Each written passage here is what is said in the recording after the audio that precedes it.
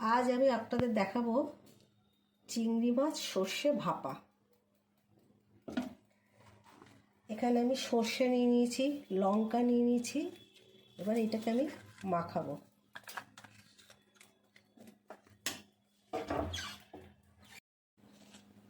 এবার আমি পরিমাণ মতো হলুদ দিচ্ছি।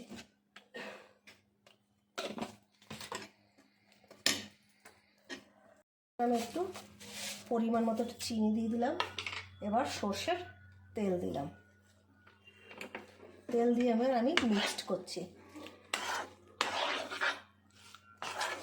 মতো নুন দেবেন, দরকার পড়ে একটু বেশি নুন আগে দেবেন, একটু চেখে নিয়ে তারপর দেবেন। সবসময় মনে রাখবেন নুন, ঝাল আর একটু হালকা মিষ্টিটা যদি পরিপূর্ণ হয় তবে টেস্টটা বেড়ে যায়। দেখুন আমার মাখাটা এবার কমপ্লিট। এবার আমি ঢাকনা দিয়ে বসিয়ে দেবো কড়াইটা।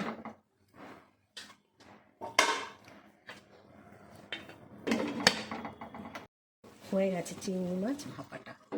এবার আমি হালকা একটু কাঁচা সর্ষের তেল দিয়ে নামিয়ে নেব।